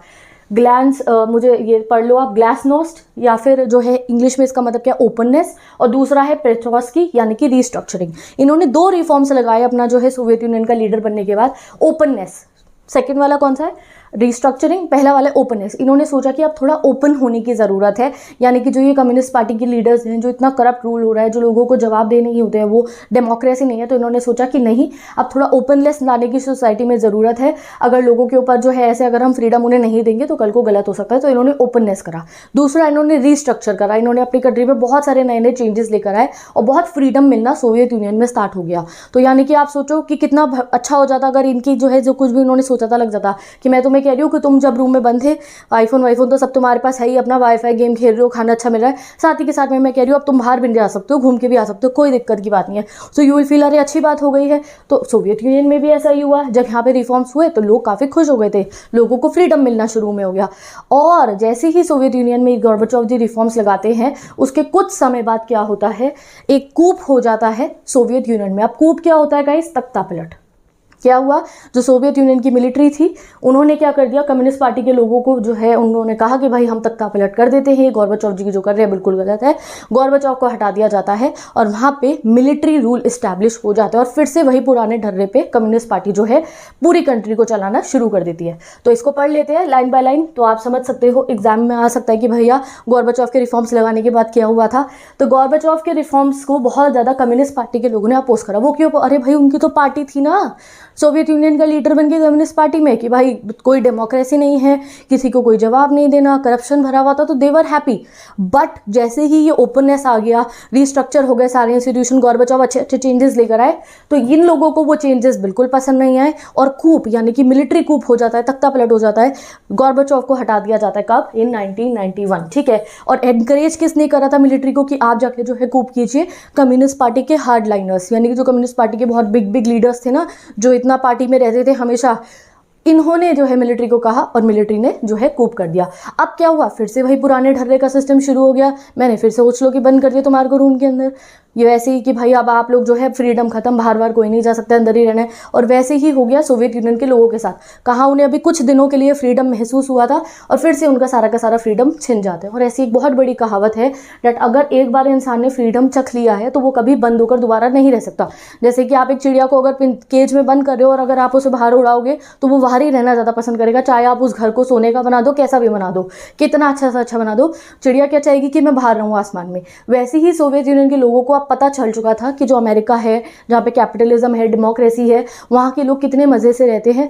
तो अब वो लोग गुस्सा हो जाते हैं, उन्हें नहीं रहना था फिर से ओल्ड स्टाइल रूल में, जो मिलिट्री कूप के बाद जो है सोवियत यूनियन में स्टार्ट हो गया था। तो इस वजह से क्या होता है, वहाँ पे एक नए लीडर इमर्ज होते हैं जिनका नाम क्या था? Boris Yeltsin. याद रखना इनका नाम होता है बोरिस येल्त्सिन। ये एक नए लीडर इमर्ज होते हैं सोवियत यूनियन में और ये जीत भी जाते हैं। पता है, इलेक्शंस होते हैं और ये लोगों इनको बहुत ज़्यादा सपोर्ट करते हैं और ये जीत जाते हैं। कहाँ से जीतते हैं? ये रशिया से जीतते हैं। और आपको पता है रशिया तो इनकी सबसे इंपॉर्टेंट रिपब्लिक थी। तो बोरिस येल्त्सिन जो है, इनका नाम याद रखना बिल्कुल, अब वन मार्कर में आ सकता है। तो ये रशिया में जो है जीत जाते हैं और जो वो कूप था ना, उसको अपोज करने के लिए इन्होंने बिल्कुल ऐसे फ्रीडम के लिए इन्होंने लोगों की लड़ाई करी। एंड फाइनली जब ये लीडर बन जाते हैं उसके बाद सोवियत यूनियन में बहुत चेंजेस आते हैं। पहले सोवियत यूनियन में सेंट्रलाइज्ड कंट्रोल चलता था। सेंट्रलाइज्ड कंट्रोल मतलब जो एक लॉ एक जगह पे बना है वो 15 की 15 कंट्रीज में सिमिलर लॉज चलते थे, सेम ट्रीटमेंट सबको मिलता था। सेंट्रलाइज्ड कंट्रोल था, एक जगह पे सारे डिसीजन लिए जाते थे, यानी कि रशिया में, और बाकी 14 बाकी कंट्रीज में सेम टू सेम सब चलता था। अब बोरिस येल्त्सिन जब लीडर बनते हैं तो ये सेंट्रलाइज्ड कंट्रोल थोड़ा सा चेंज हो जाता है और जो है जितनी भी पावर थी सोवियत यूनियन की वो यूरोपियन पार्ट में जाने लगते हैं। यूरोपियन पार्ट कौन सा है? जहाँ पे यूक्रेन है, एस्टोनिया है, इनके पास ज़्यादा पावर आनी शुरू हो जाती है। एंड फाइनली एक दिन आता है, कब का दिन है वो याद रखो आप यहाँ पे, दिसंबर में 1991 में, under the leadership of Boris Yeltsin, Russia, Ukraine and Belarus, तीनों को नाम याद रखना बहुत अच्छे से, रशिया, यूक्रेन एंड बेलारस, जो बहुत ही मेजर रिपब्लिक है यूएसएसआर की, ये डिक्लेयर कर देती है कि सोवियत यूनियन खत्म हो चुका है, सोवियत यूनियन इज डिसबैंडेड, यानी कि अब हम सोवियत यूनियन का मेंबर नहीं है। और ऐसे हो गया सोवियत यूनियन का डिसइंटीग्रेशन। आई नो अभी आप थोड़ा कंफ्यूज होंगे कि ये क्या हुआ। देखो गाइस, जब कूप हुआ ना तो कूप के दौरान मिलिट्री रूल आया और उस समय पे लोगों को जो फ्रीडम एक बार उन्होंने देख लिया था वो सब उनसे छिन जाता है। तो लोगों के मन में बहुत गुस्सा था और बोरिस येल्त्सिन उनको एक ऐसे लीडर मिले जिन्होंने उनके उस प्रोटेस्ट में साथ दिया। एंड फाइनली जो है जब बोरिस येल्त्सिन लीडर बन जाते हैं तो रशिया, यूक्रेन, बेलारस की तीनों बहुत मेजर रिपब्लिक्स थी सोवियत यूनियन की, 15 में से ये तीनों बहुत ज़्यादा पावरफुल थी। ये तीनों मिलकर कह देते कि हम सोवियत यूनियन को एंड कर रहे हैं, अब हम अपनी अलग अलग अलग कंट्रीज बनाएंगे। सोवियत यूनियन डिसबैंड हो चुका है और डिसइंटीग्रेट हो चुका है, एंड इस दौरान जो है सोवियत यूनियन एंड हो गया। तो यानी कि बाइपोलैरिटी खत्म हो गई। जब दो सुपर पावर थे, यूएसए यूएसएसआर की 3 कंट्रीज ने कहा कि भैया हमें नहीं बनाना, सोवियत यूनियन एंड करो, तो कैसे रहेगा सोवियत यूनियन, एंड इस वजह से सोवियत यूनियन एंड हो गया। तो कई बार गोर्बाचोव के रिफॉर्म्स को रिस्पॉन्सिबल माना जाता है सोवियत यूनियन को डिसइंटीग्रेट कराने के लिए, क्योंकि उनके रिफॉर्म्स आने के बाद लोगों को सच्चाई समझ में आ गई। उन्हें तो यही बताया जा रहा था कि हम बहुत बढ़िया जीवन जी रहे हैं, हम ईस्ट के लोग जो हैं, हम सारे के सारे सोवियत यूनियन के लोग, हम काफ़ी अच्छा जीवन जी रहे हैं, हमारे यहाँ पे बहुत अच्छा चल रहा है, वेस्ट वाले अच्छे से नहीं रहते हैं। बट जब उन्होंने जो है एक बार फ्रीडम चख लिया तो उसके बाद उन्होंने प्रोटेस्ट करा, एंड फाइनली इस वजह से सोवियत यूनियन डिसइंटीग्रेट हो जाता है। बट खाली गोर्बाचोव के रिफॉर्म्स इसका रीज़न नहीं थे, सारे की सारी हम ये नहीं कह सकते कि हाँ सब कुछ गोर्बाचोव की वजह से डिसइंटीग्रेट हुआ है, there were other reasons also. पर अभी हम जानते हैं कि जैसे ये 15 की 15 कंट्रियाँ जब अलग हो गई तो सडनली क्या किया गया, जो इतना बड़ा सोवियत यूनियन था उसके पास इतने सारे न्यूक्लियर वेपन्स थे, इनफैक्ट यूएन की परमानेंट जो सिक्योरिटी काउंसिल है उसकी एक सीट भी थी, उस सब का क्या होता है। तो देखो जैसे ही सोवियत यूनियन एंड हो जाता है और सोवियत यूनियन का जो बेटा बनता है वो कौन बनता है, रशिया। सोवियत यूनियन की सक्सेसर स्टेट कौन बन जाता है, रशिया। सोवियत यूनियन के बाद जितने भी न्यूक्लियर वेपन्स थे ना भाई अमेरिका की टक्कर के बिल्कुल ही थे, बहुत ज़्यादा इनके पास न्यूक्लियर वेपन्स थे, तो सारे के सारे न्यूक्लियर वेपन जो है वो रशिया के पास चले जाते हैं। तो आप खुद सोच लो इस समय पे रशिया पे कितने सारे न्यूक्लियर वेपन्स होंगे। वो 15 कंट्रीज़ के पास कुछ नहीं गया, बाकियों के पास सारे के सारे न्यूक्लियर वेपन्स आ जाते हैं सोवियत यूनियन के पास में। और जैसे ही ये डिक्लेरेशन होता है कि सोवियत यूनियन डिसइंटीग्रेट हो गया है, ये लोग बना लेते हैं अपना CIS क्या होता है, एक इन्होंने अपना कॉमनवेल्थ ऑफ इंडिपेंडेंट स्टेट्स बना दिया। भाई सब लोग एक साथ इकट्ठे रह रहे थे, सडनली कह दिया सबकी अलग अलग कंट्रीज हो चुकी है, तो खुद को संभालना उस समय पे मुश्किल था। तो इन्होंने क्या करा, एक अपना CIS बना दिया। ये आपका एडेड टॉपिक है, मैं आपको थोड़ी देर बाद पढ़ाऊंगी। CIS Commonwealth of independent states, in 14 countries ने मिलकर अपनी एक और ऑर्गेनाइजेशन टाइप बना ली कि ठीक है हम यहाँ पे बैठ के बातचीत करेंगे अपनी। तो जैसे डिसइंटीग्रेशन हुआ इन्होंने अपना CIS ज्वाइन कर लिया, और जो है इन्होंने क्या करा, जितनी भी इंपॉर्टेंट चीज़ें पावर जितनी भी सोवियत यूनियन के पास थी वो सभी पावर जो है रशिया के पास चली जाती है। जैसे कि मैंने न्यूक्लियर वेपन तो आपको बता ही दिया कि सारे न्यूक्लियर वेपन किसके पास आ गए, रशिया के पास आ गए। साथ ही के साथ में रशिया के पास जो यूएन की सिक्योरिटी काउंसिल है उसकी सीट भी आ जाती है। पता है ना, यूएन के सिक्योरिटी काउंसिल के 5 मेंबर्स होते हैं, ठीक है। उसमें चाइना है, रशिया भी है, अमेरिका है और ब्रिटेन है और फ्रांस है, ये 5 हैं। इनके पास वीटो पावर भी होती है। तो ये जो 5वां सीट थी ये सोवियत यूनियन की थी पहले, बट जैसे यूएसएसआर डिसइंटीग्रेट होता है तो ये सीट किसको मिल गई, ये मिल गई रशिया को। सारे न्यूक्लियर वेपन किससे मिल गए, ये भी रशिया को मिल गए। तो ये हुआ जैसे ही सोवियत यूनियन डिसइंटीग्रेट हो जाता है। तो अब आप सोच सकते हो कि कैसे Soviet union, the old Soviet union was दस डेड एंड बरीड। एग्जाम में ऐसा क्वेश्चन आ सकता है, explain how Soviet union was dead and buried, कैसे सोवियत यूनियन एंड हो गया। तो आपको गोर्बाचोव के रिफॉर्म से लेके मिलिट्री कूप और साथ ही के साथ में बोरिस येल्त्सिन का जो रोल था वो तीनों पॉइंट्स को समझाना होगा, और आपको जो है पूरा का पूरा आपका आंसर बन जाएगा कि कैसे गोर्बाचोव ने तो बड़ा सोचा था बढ़िया हो जाएगा अगर हम रिफॉर्म्स लगाएंगे, और रिफॉर्म्स लगाने का एक अलग ही इफेक्ट पड़ा कि बेचारा हमारा सोवियत यूनियन ही डिसइंटीग्रेट हो जाता है। देखो ये एक फोटो है, आप यहाँ पे देख सकते हो कि ये देखो यहाँ पे ये जो आंटी है क्या कर रही है, ये सोवियत यूनियन का सिंबल है। यहाँ पे आप देख सकते हो उनके फ्लैग पे ये होता है, ये आके इस पे जो है फूल रख रही है। यहाँ पे ये एक ऐसी फोटो है। तो आप यहाँ देख सकते हो कि भाई इतनी बड़ी कंट्री जिनके पास इंडस्ट्री इतनी बड़ी आती, जो मिनिमम हर चीज़ जो है लोगों को स्टैंडर्ड ऑफ लिविंग अपने लोगों को प्रोवाइड कर रहे थे, वो एंड हो गई। तो अभी हमें और डिटेल में जानना है। मैंने आपको कहा था कि सिर्फ गोर्बाचोव के रिफॉर्म्स रिस्पॉन्सिबल नहीं थे, और भी बहुत सारे रीज़न थे जिसकी वजह से सोवियत यूनियन डिसइंटीग्रेट हुआ था। तो अभी एग्जाम में ये डायरेक्ट क्वेश्चन आता है, और इसको मैंने पूरा ना टॉपिक वाइज ही आपको पढ़ा देना है। एग्जाम में क्वेश्चन आएगा, आप ये पॉइंट्स लिख दोगे, आपको फुल मार्क्स मिलेंगे कि गोर्बाचोव के रिफॉर्म्स के अलावा और कौन से रीजन थे जिसकी वजह से सोवियत यूनियन जो था वो डिसइंटीग्रेट हुआ। Topic, why did the Soviet union disintegrated. यहाँ से आने वाला एग्जाम में लॉन्ग क्वेश्चन, तो इसे देखना ध्यान से। सारी की सारी जिम्मेवारी गोर्बाचोव की नहीं है, उनके रिफॉर्म्स की नहीं है, सिर्फ उनकी वजह से सोवियत यूनियन डिसइंटीग्रेट नहीं हुआ। उसके अलावा बहुत सारे रीजन थे जिसकी वजह से सोवियत यूनियन डिसइंटीग्रेट हुआ था। कौन कौन से रीजन है ये आप देख सकते हो। पॉलिटिकल, इकोनॉमिक रीजंस भी थे जिसकी वजह से सोवियत यूनियन डिसइंटीग्रेट हुआ। सबसे पहला रीजन कहा जाता है सोवियत यूनियन के डिसइंटीग्रेट होने का, वो है नेगेशन ऑफ पॉलिटिकल डेमोक्रेसी, यानी कि भाई लोगों को फ्रीडम नहीं दिया जा रहा था। कम्युनिस्ट पार्टी का रूल बहुत करप्ट हो चुका था, बहुत अथॉरिटेरियन ब्यूरोक्रेटिक हो चुका था। लोगों को चाहिए था फ्रीडम, फ्रीडम ये दे नहीं रहे थे। तो इस वजह से सोवियत यूनियन का डिसइंटीग्रेट हुआ। तो इसमें आप लिखोगे कि जो सोवियत सिस्टम की जो पॉलिटिकल पार्टी थी, कम्युनिस्ट पार्टी, वो बहुत ब्यूरोक्रेटिक हो गई थी, बहुत अथॉरिटेरियन। ब्यूरोक्रेटिक मतलब हर हर चीज़ के ऊपर रूल्स एंड रेगुलेशन करा दिया, आदमी अपनी मर्जी से चल ही नहीं सकता है, ठीक है, बहुत अथॉरिटेरियन, कोई कुछ पूछ भी नहीं सकता गवर्नमेंट से, सीधा उनको जेल में डलवा देंगे या एनीथिंग लाइक दैट, कोई अपनी आवाज़ नहीं उठा सकता था। तो ऐसे जब लोगों से फ्रीडम छिना, जैसे इंडिया में जब ब्रिटिशर्स थे गाइस, तो हमारे को सेंसरशिप लगा रखी थी, हम विद्रोह नहीं कर सकते थे, तो वैसे ही सोवियत यूनियन में था, कोई भी लोगों को अलाउड ही नहीं था कि वो कोई प्रोटेस्ट वगैरह कर सके, ठीक है। नेक्स्ट चीज़ थी इकोनॉमिक फेलियर। जैसे मैंने आपको बताया कि 1979 के पीरियड में अफगानिस्तान में इन्वेड करा था सोवियत यूनियन ने, वो पूरा आपका टॉपिक है, अभी अफगानिस्तान वॉर में हम पढ़ेंगे। तो जब इन्होंने 1979 के पीरियड में अफगानिस्तान में गए ना, तो इनका मिलिट्री का खर्चा और बहुत ज़्यादा इंक्रीज हो गया, और इस वजह से जो इनकी बेसिक नेसेसिटीज़ थी उस पर ध्यान नहीं दे पाए। सारे के सारे जो फैक्ट्री में वर्कर्स काम कर रहे हैं, ज़्यादातर लोग जो है वहाँ वॉर लड़ने के लिए चढ़े गए, और जो है फैक्ट्रीज़ के ऊपर ध्यान देना कम हो गया, एग्रीकल्चर पे ध्यान देना बंद हो गया, सिर्फ मिलिट्री सोची जा रही थी कि भाई वॉर को जीतना है, वॉर को जीतना है। और इससे क्या हुआ, उनकी इकोनॉमी स्टैग्नेट हो गई, और जो वो इकोनॉमी लोगों को बेनिफिट्स प्रोवाइड करी थी ना, कम्युनिज्म से बनाई क्यों था ये सोवियत यूनियन, कि भाई इक्वालिटी वाली सोसाइटी बनाएंगे, लोगों को रोटी कपड़ा मकान सब प्रोवाइड करेंगे, बच्चों की एजुकेशन हेल्थ केयर, जिससे कि ऐसा ना अमीर जाने के वही सारी फैसिलिटी मिले, गरीबों को ना मिले। इन्होंने कम्युनिज्म बनाया ही इसलिए था कि भाई लोग इक्वालिटी में रह पाए, बट धीरे धीरे जब लोगों से वो बेसिक इम्यूनिटीज छिनी तो लोग क्यों रहेंगे ऐसे सिस्टम के अंदर। नेक्स्ट चीज़ मिलिट्री, पूरी वही बात है, आपको लिख देनी है दोबारा, कि सोवियत यूनियन को ना अमेरिका का टक्कर का बनने के लिए बहुत ज़्यादा खर्चा अपने न्यूक्लियर वेपन्स पे करना पड़ता था, अपनी मिलिट्री पे करना पड़ता था, और इन्होंने ईस्ट यूरोप की बहुत सारी कंट्रीज़ में अपनी सैटेलाइट स्टेट्स बना रखी थी, उन पे भी इनको बहुत ज़्यादा खर्चा करना पड़ता था, तो इसलिए इनकी इकोनॉमी डगमगा जाती है। और एक चीज़ और है, देखो ये आपको मैं मैप के थ्रू समझाऊंगी कि सोवियत यूनियन की हर कंट्री अलग होना नहीं चाहती थी, सिर्फ 3 कंट्रीज़ के कहने पे सोवियत यूनियन डिसइंटीग्रेट हो गया था। यहाँ आप मैप में से देखो, जो सेंट्रल एशियन रिपब्लिक्स थी वो सोवियत यूनियन के साथ ही रहना चाहती थी, क्योंकि उन्हें सोवियत यूनियन के साथ रह के हो रहा था फ़ायदा। ये आप देखो यहाँ पे, ये जो सेंट्रल एशियन रिपब्लिक है, जैसे कजाकिस्तान, उज्बेकिस्तान, तुर्कमेनिस्तान, ये किर्गिस्तान, ये सारी कंट्रीज आ जाती है सेंट्रल एशियन वाली यूएसएसआर की। देखो ये नहीं चाहती थी कि यूएसएसआर डिसइंटीग्रेट हो, क्योंकि इन्हें यूएसएसआर में रहकर बहुत फ़ायदा मिल रहा था। बट ये जो ये वाली हैं, जो ईस्ट वाली थी, Ukraine, Belarus, Estonia, Latvia, Russia, इन्होंने कहा कि हमें अलग होना है, क्योंकि इन्हें लग रहा था कि इनको जो है संभालने के लिए, सेंट्रल एशियन रिपब्लिक को संभालने के लिए इनकी जेब से बहुत खर्चा हो रहा है। तो इस वजह से जो सेंट्रल एशियन रिपब्लिक थी वो तो रहना ही चाहती थी सोवियत यूनियन में, वो नहीं चाहता था डिसइंटीग्रेट हो यूएसएसआर, ये चाहते थे, ये यूक्रेन, बेलारस, ये चाहते थे सोवियत यूनियन से ये अलग हो जाए।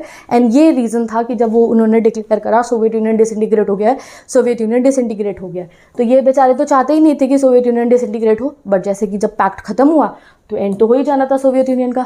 तो इन रीज़न क्या था कि भाई इनकी मिलिट्री इतनी ज़्यादा खर्चा हुआ करता था मिलिट्री पे वॉर के दौरान, कि भैया वॉर चल रही है तो पूरी मिलिट्री अच्छी होनी चाहिए, इस वजह से लोगों को बाकी चीज़ों पे ध्यान देना बंद हो गया। एंड सोवियत यूनियन जो है बहुत ज़्यादा ग्रेट कॉस्ट उसको संभालनी पड़ी।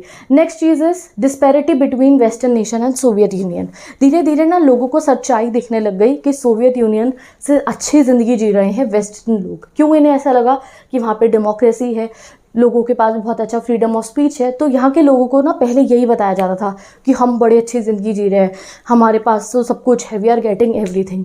और जब इन्हें समझ में आया कि वेस्टर्न वर्ल्ड के लोग इनसे ज़्यादा अच्छे से जी रहे हैं, तो यहाँ के लोगों को ना एक साइकोलॉजिकल शॉक की तरह लगा, क्योंकि इन्हें इतने सालों से ये बताया जा रहा था that they are living in a better condition. और जैसे ही इन्हें दिखाई दिया अपनी आंखों से, जब ये गोर्बाचोव के टाइम के दौरान फ्रीडम में रहे ना, तो इन्हें सब दिखाई दे गया कि भाई वो लोग कैसे जी रहे हैं, तो इनको एक साइकोलॉजिकल शॉक की तरह लगा। और जब मिलिट्री कूप वापस आया तो ये संभले नहीं और इन्होंने प्रोटेस्ट करके सोवियत यूनियन को डिसइंटीग्रेट कर दिया। तो इसको आप पढ़ लो, ये वाला इंपॉर्टेंट है। Ordinary citizens became more knowledgeable about the economic advancement of the west. इन इकोनॉमी भी समझ में आई, वेस्टर्न वर्ल्ड की टेक्नोलॉजी बहुत ज़्यादा थी, इंफ्रास्ट्रक्चर उनका बहुत बिल्ड था, तो इन्हें समझ में आया कि नहीं भाई वो लोग हमारे से आगे हैं। और इनको हमेशा ये बताया जा रहा था कि ये लोग उनसे आगे, ये लोग ज़्यादा अच्छा जीवन जी रहे हैं। They could see the disparities between their system and the system of the west. उनको भेदभाव समझ में आ गया कि भाई हमारा सिस्टम कैसा है, उनका कैसा है। वेस्टर्न वर्ल्ड का सिस्टम कौन सा था, कैपिटलिज्म। दोबारा फोटो आप पेस्ट कर रही हूँ, यहाँ पे देख लेना कैपिटलिज्म कैसा होता है। और ये ईस्ट में कौन सा चल रहा था, कम्युनिज्म। तो अब फाइनली इन्हें समझ में आ चुका था कि भाई ये लोग ज़्यादा बेटर जी रहे हैं, वेस्ट में टेक्नोलॉजी ज़्यादा है, इंफ्रास्ट्रक्चर ज़्यादा है और लोगों के पास बहुत सारी राइट्स है। देखा है ना अमेरिका की मीडिया आपने भी देखी है, वहाँ पे लोगों पे कितना फ्रीडम है। तो ये लोगों को समझ में आ जाता है, तो वो अब नहीं रुकते, तो इसलिए उन्होंने प्रोटेस्ट कर दिया। देखो यहाँ लिखा है ना कि भाई जब रियलिटी पता चली सोवियत यूनियन के लोगों को कि हम कैसे जी रहे हैं, तो उन्हें वो पॉलिटिकल और साइकोलॉजिकल शॉक की तरह लगा, क्योंकि उन्हें तो ये बताया जा रहा था कि दे आर बेटर। नेक्स्ट चीज़ क्या थी जिसकी वजह से सोवियत यूनियन डिसइंटीग्रेट हुआ, वो थी एडमिनिस्ट्रेटिव पॉलिटिकल स्टैग्नेशन, यानी कि कम्युनिस्ट पार्टी का जो रूल था वो बहुत ज़्यादा ब्यूरोक्रेटिक और अथॉरिटेरियन। वही बातें रिपीट करके बतानी है देखो इस वाले टॉपिक में कि भाई क्या था, कम्युनिस्ट पार्टी के लोग बिल्कुल फ्रीडम नहीं दे रहे थे, बहुत करप्शन फैल चुका था, ब्यूरोक्रेटिक बहुत हो चुका था, अथॉरिटेरियन बहुत हो चुका था, लोग अपनी आवाज़ ही नहीं उठा सकते थे। तो इस वजह से इसमें आप वो भी मेंशन कर देना कि जैसे उन लोगों ने कहा कि हमें अपने कल्चरल राइट्स फॉलो करने हैं, बाकी 14 रिपब्लिक्स ने जब कहा कि भाई हमें अपने कल्चर के हिसाब से जीना है, तो इन्होंने वो कल्चरल राइट्स देने को भी मना कर दिए। तो ये रीजंस थे सोवियत यूनियन के डिसइंटीग्रेट होने के। और नेक्स्ट, पेपर पे तो रशिया इक्वल था, बट वैसे ये रशिया बहुत ज़्यादा डोमिनेट करता था। अब लास्ट रीज़न क्या है, ये गॉर्बाचोव के रिफॉर्म्स। ये तो आप लिख ही दोगे कि गॉर्बाचोव के रिफॉर्म की वजह से भी सोवियत यूनियन डिसइंटीग्रेट हुआ।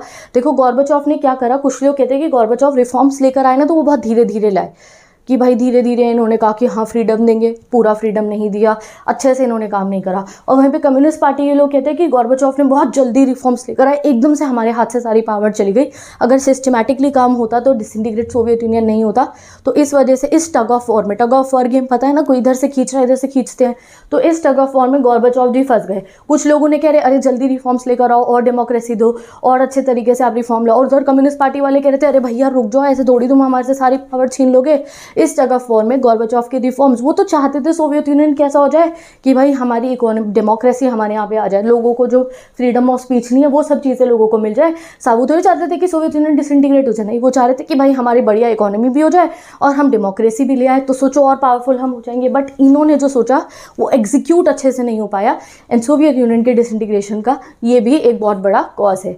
And last but not the least है राइज ऑफ नेशनलिज्म। धीरे धीरे देखो क्या हुआ, जो स्पेशली अगर बात करूँ यूक्रेन की, रशिया की, इन कंट्रीज़ के मन में, और ये 3 बाल्टिक रिपब्लिक, ये याद रखना एग्जाम में 1 मार्कर में आ सकता है। बाल्टिक रिपब्लिक इन्हें कहते हैं, एस्टोनिया, लताविया, लिथुआनिया, जो भी ऊपर पढ़ाई है ना हमको, वो उधर वाले मैप पे उस तरफ, ये तीनों उस तरफ है, ठीक है।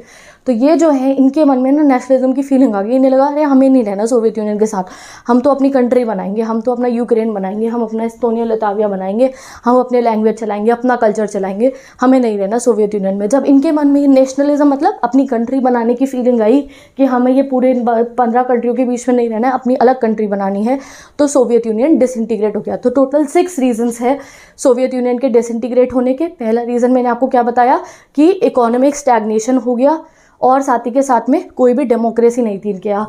थर्ड रीज़न, मिलिट्री पे बहुत खर्चा होता था इनका।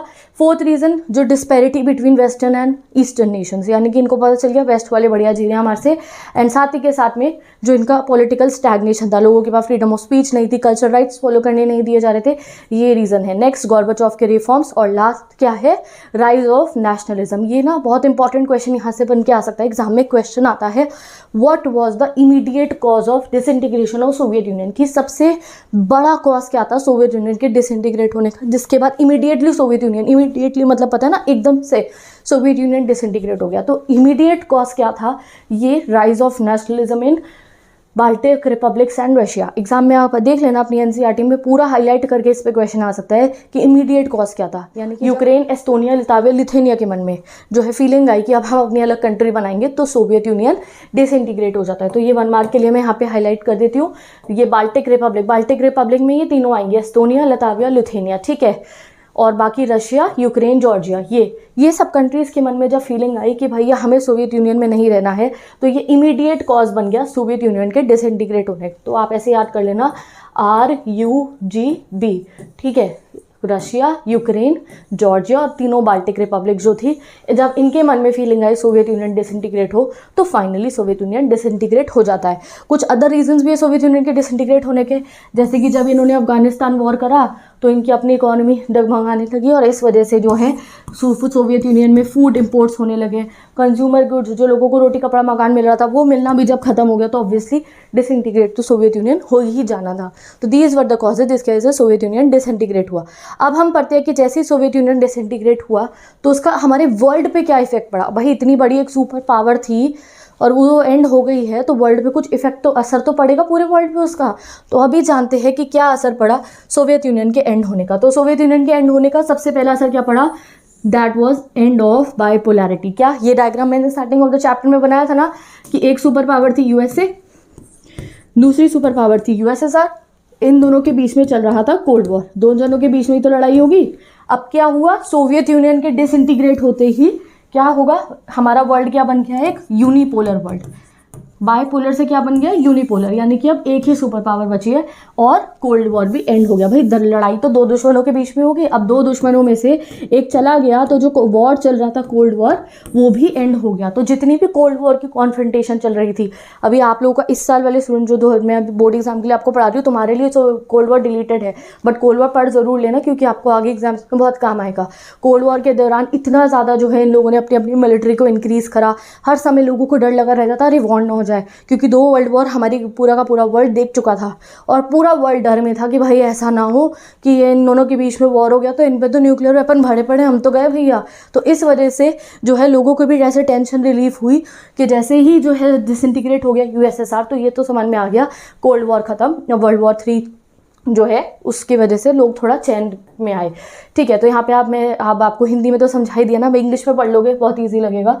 तो आप यहाँ देख सकते हो जैसे ही सोवियत यूनियन डिसइंटीग्रेट हुआ उसका पहला रिजल्ट क्या हुआ। ठीक है, तुम्हारे अच्छे मार्क्स आएंगे तो उसका रिजल्ट क्या होगा, you will feel happy, your family will feel proud. अब सोवियत यूनियन डिसइंटीग्रेट हुआ तो उसका पहला रिजल्ट क्या हुआ, उसका पहला रिजल्ट हुआ end of cold war confrontation. अब कई बच्चे कंफ्यूज हो सकते हैं, इसलिए मैंने आपको कहा कि कोल्ड वॉर में जो इनकी लड़ाई चल रही थी ना, वो लड़ाई खत्म हो गई क्योंकि एक दुश्मन तो चला गया, वो तो रहा ही नहीं। ठीक है, तो it meant end of cold war confrontation. जो आइडियोलॉजी का डिस्प्यूट चल रहा था, वो जो दो आइडियोलॉजी बार बार मैंने आपको फोटोज लगा के दिखाई है कि यूएसए में चलता था कैपिटलिज्म और यूएसएसआर में चलता था कम्युनिज्म, ये जो आइडियोलॉजिकल डिस्प्यूट था ये एंड हो गया। साथ ही के साथ में जो आर्म्स रेस चल रही थी, आर्म्स रेस मतलब ये दोनों की आपस में रेस लगी रहती थी, मेरे पे इतने न्यूक्लियर बॉम्ब है, मेरे पे इतने न्यूक्लियर बॉम्ब है, ये दोनों ऐसे ही करते रहते थे। एक अमेरिका ने एक बॉम्ब बना लिया तो रशिया 3 बनाएगा, रशिया ने 3 बना लिया तो वो 6 बना देगा, अपने भरे पड़े इनके पास न्यूक्स इसी वजह से। तो ये कॉन्फ्रंटेशन भी एंड हो गई कि भाई अब ऐसे मिलिट्री इतने इनको गैदर नहीं करनी पड़ी थी क्योंकि कोल्ड वॉर एंड हो चुका था। तो ये आप यहाँ पे रीड कर लेना। नेक्स्ट रीजन क्या हुआ, power relations in the world change. Power relation world change कैसे हुए कि वर्ल्ड हमारा बायपोलर वर्ल्ड से अब यूनिपोलर वर्ल्ड में जो है एंटर कर चुका था। हमारा 3rd चैप्टर है ना यूएस हेजेमोनी, जिसके हमने कुछ टॉपिक्स ही पढ़ने हैं। तो हाँ, सोवियत यूनियन जब तक था ना तो भाई अमेरिका को टक्कर देने के लिए कोई था। अब जब ये सोवियत यूनियन डिसइंटीग्रेट हो गया तो अमेरिका सोल पावर बन के रह गया। इतने सालों तक अमेरिका की हेजेमोनी यानी कि दादागिरी चली फिर कि भाई अब अमेरिका ने अपनी मनमानी चलाई कि भाई मैं तो सबसे स्ट्रांग हो गया यूएसएसआर। अब तो क्या हुआ, पूरा का पूरा वर्ल्ड हमारा क्या बन गया, एक यूनिपोलर वर्ल्ड। जो मैंने अभी आपको ये हिंदी में समझाया, अगर आप इसे रीड करोगे तो आपको बहुत आसान लगेगा। देखो क्या हुआ, power relation in the world politics change.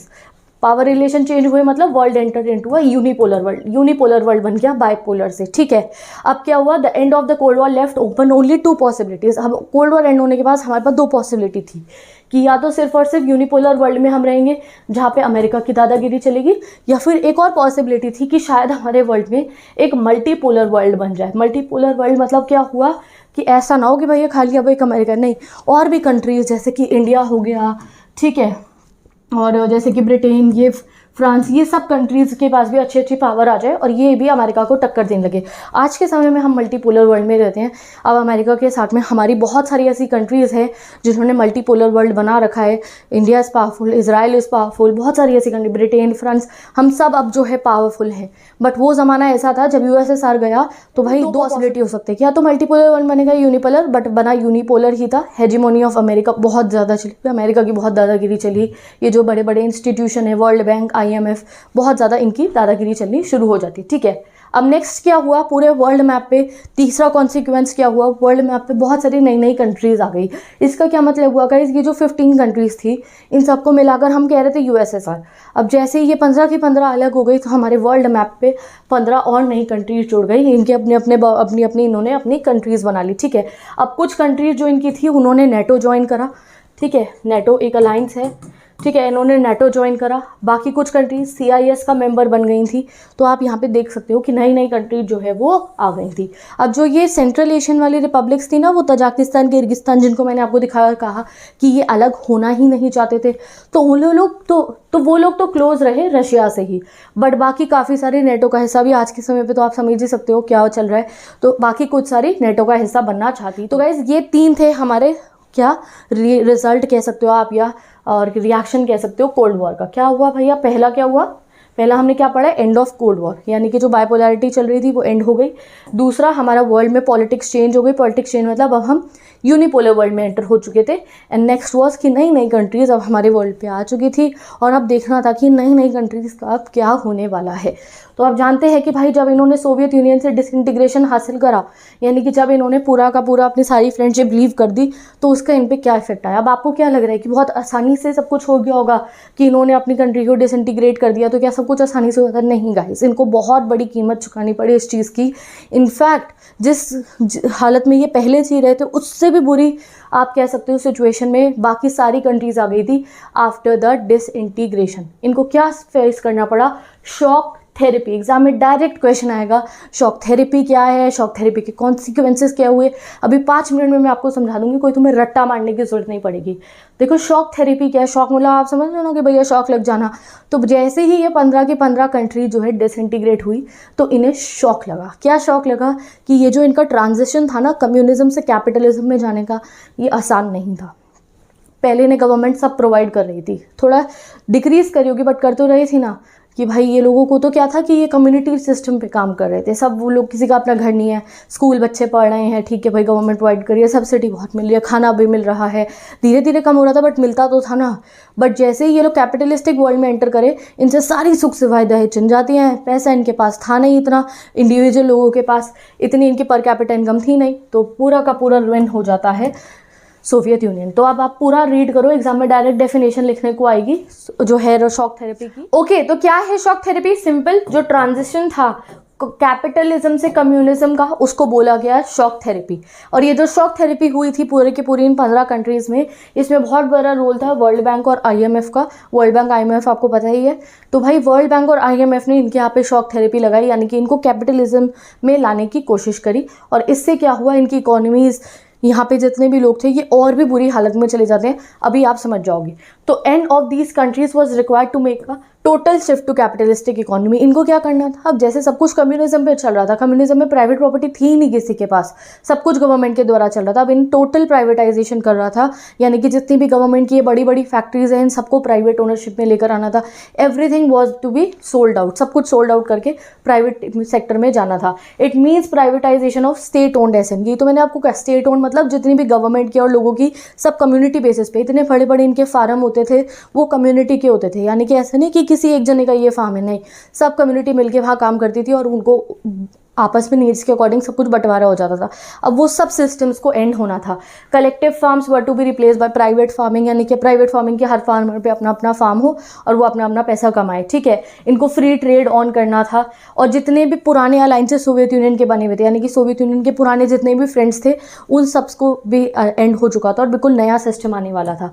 तो ये जो शॉक थेरेपी थी गाइस, उसका बहुत ही नेगेटिव कॉन्सिक्वेंस पड़ता है इनके ऊपर। इनको लग रहा था कि बहुत आसानी से कैपिटलिज्म आ जाएगा तो ये काफ़ी अच्छा जीवन जिएंगे, ऐसा कुछ भी नहीं होता है। इनफैक्ट द शॉक थेरेपी हुई थी 1990s में, it brought ruin and disaster to their economy. बिल्कुल डिजास्टरस सिचुएशन हो चुकी थी इनकी इकोनॉमी की। सबसे पहली चीज़ क्या हुई, इनकी यहाँ पे हुई लार्जेस्ट गैरेज सेल। जो मैंने आपको बताया ना, इनकी वो फैक्ट्रियाँ गाइज जो पिन से लेके गाड़ियों तक सब बना रही थी, उन सभी फैक्ट्रीज को, क्योंकि वो गवर्नमेंट ओन थी, स्टेट ओन थी, उन सभी फैक्ट्रीज की बोली लगाई गई, उन्हें थ्रोन अवे प्राइसेस पे बेच दिया गया। अब क्या था, कैपिटलिज्म में आना था कि भाई अब गवर्नमेंट की नहीं रहेगी इंडस्ट्री, प्राइवेट लोगों की होगी। जैसे जो है इंडस्ट्रियलिस्ट चलाएंगे इंडस्ट्री को, तो इन्होंने क्या करा, फैक्ट्रियों की जो बड़ी बड़ी फैक्ट्रियाँ थी उनकी बोलियां लगाई, ठीक है। और इन्होंने सब लोगों को, वहाँ रशिया की जो आम जनता थी, पूरे सोवियत यूनियन की जो आम जनता थी, उन सबको टिकट्स दे दी कि आप भी ऑक्शन में आ सकते हो, बोली लगा के फैक्ट्री खरीद सकते हो। अब भैया इनके पास तो खाना खाने के पैसे नहीं थे, ये कहाँ से जाके फैक्ट्री खरीद सकते थे।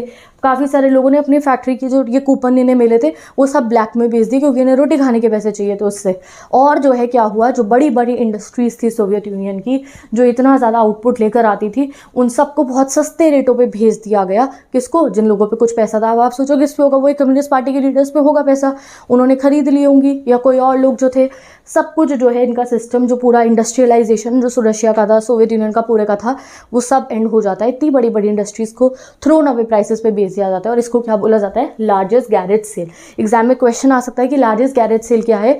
तो जब वैल्यूएबल इंडस्ट्रीज जो थी उनको थ्रोन अवे, बिल्कुल ऐसे ही बिल्कुल सस्ते में बेच दिया गया, था तो उसको कहा जाता है लार्जेस्ट गैरेज सेल, ठीक है, क्योंकि इन्हें कैपिटल, क्यों आप सोच रहे हो क्यों बेच रहे हो, क्योंकि वो गवर्नमेंट ओन थी। अब कैपिटलिज्म में लाने के लिए सब कुछ प्राइवेट ओनरशिप में जाना था, इसलिए बेच दिया। नेक्स्ट चीज़ क्या हुई, value of the rouble decline. अगर एग्जाम में क्वेश्चन आएगा शॉक थेरेपी से क्या हुआ, पहला आप लिखोगे लार्जेस्ट गैरेज सेल, दूसरा क्या हुआ वैल्यू ऑफ रूबल डिक्लाइन, इनके पैसे की वैल्यू। और आपको पता है जैसे ही आपके जो है करेंसी की वैल्यू डिक्रीज होगी तो क्या होगा, महंगाई बढ़ जाएगी। तो यहाँ पे भी यही हुआ, द वैल्यू ऑफ रूबल जो रशिया की करेंसी है वो डिक्लाइन होने लग गई, और इन्फ्लेशन यानी कि महंगाई बहुत ज़्यादा बढ़ने लग गई। और जो लोगों के पास फिर जो सेविंग्स थी जैसे तैसे करके, जो भी लोगों के पास अपने बचे हुए पैसे थे जो उन्होंने सेव कर रखे थे वो सब खर्च हो गए, क्योंकि महंगाई इतनी बढ़ गई थी। द कलेक्टिव फार्मिंग सिस्टम जो है ख़त्म हो गया था। वो जो कलेक्टिव फार्म थे ना कि सारे फार्मर मिलकर काम कर रहे हैं और आपस में बंटवारा हो जाता था, वो सिस्टम एंड होने पे क्या हुआ, काफ़ी सारे लोगों के पास फूड सिक्योरिटी ही नहीं बची। भाई पहले उनको खाने की टेंशन नहीं थी, खाना आ रहा था कलेक्टिव फार्म सिस्टम से। अब इन्होंने फार्म भी बेच दिए होंगे प्राइवेट ओनरशिप को, तो इनके पास जो वो खाना आ रहा था उसके लिए भी इन्हें अपने पैसे यूज़ करने पड़े और लोग और गरीबी में चले गए। इन्हें लग रहा था भाई डेमोक्रेसी कैपिटलिज्म आ जाएगा तो भैया क्या हो जाएगा। अब तुम खुद सोचो, वो जो मैंने तुम्हें एग्जांपल दिया दैट भाई रूम है, वहाँ एसी वाईफाई है, तुम्हारे फेवरेट गेम्स है, ठीक है, और तुम जो है मज़े से अपनी ज़िंदगी जी रहे हो, और तुमने कहा नहीं भैया हमें तो फ्रीडम चाहिए, बाहर गए हो तो सारी वो चीज़ें भी छिन गई और पैसा भी नहीं है, तो कैसा लगेगा इंसान को। तो सेम चीज़ इनके साथ हुई, ठीक है। Next decline of GDP. इनका जीडीपी जो था वो बहुत ज़्यादा डिक्लाइन हो गया।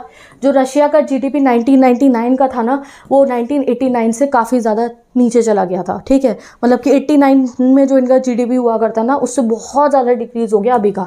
लार्जेस्ट सेक्शन ऑफ जो इनकी सोसाइटी थी वो पॉवर्टी लाइन, पहले कोई गरीबी नहीं थी इनके यहाँ पे, सबको बेसिक नेसेसिटीज़ मिल रही थी, अनएम्प्लॉयमेंट ही नहीं थी इनके यहाँ। तो अब जैसे ही ये फैक्ट्रियाँ बंद हो गई, कलेक्टिव फार्म एंड हो गए, लोग अनएम्प्लॉयड हो गए और बहुत सारे लोग गरीबी में जी गए, ठीक है। अकेडमिक सिस्टम, एजुकेशन, जो कुछ भी फ्री में मिल रहा था वो सब इनके यहाँ पे होना बंद हो जाता है।